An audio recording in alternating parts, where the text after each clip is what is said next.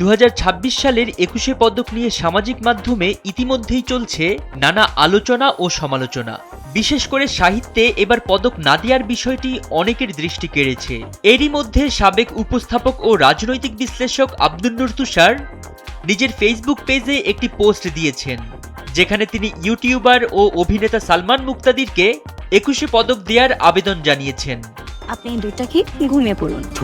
রাখো তুমি এটা, আজকে শুধু তুমি। আব্দুন নূর তুষার তার ভেরিফাইড ফেসবুক আইডিতে লিখেন, সালমান মুক্তাদিরকে 21শে পদক দিতে বিশেষ আবেদন ও অনুরোধ করছি।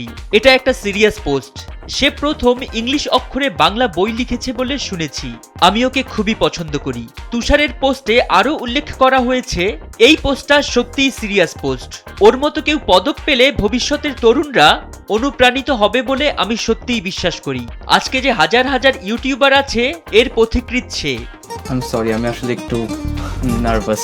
আর সালমান মুক্তাদিরও এই পোস্ট নিজের টাইমলাইনে শেয়ার দিয়ে লিখেছেন, 21শে পদক লাগবে না, ভিসা দেওয়ার জন্য অনুরোধ করছি। তুষার ভাই প্লিজ এডিট করেন। আব্দুন নূর তুষার ও সালমানের এই অনুরোধ রেখে পোস্ট এডিট করে লিখেছেন, আমি একই সাথে ওর সব ভিসা আবেদনে ভিসা দিতেও অনুরোধ করছি। তো আমরা সিঙ্গাপুর, মালয়েশিয়া, থাইল্যান্ড সব জায়গায় ঘুরতে পারতেছি। এদিকে কিংবদন্তি গায়ক, গিটারিস্ট ও সঙ্গীত পরিচালক আয়ুব বাচ্চু এবং চলচ্চিত্র অভিনেত্রী, প্রযোজক ববিতা সহ এবার 10 জন পাচ্ছেন দেশের দ্বিতীয় সর্বোচ্চ বেসামরিক পুরস্কার 21শে পদক 2026।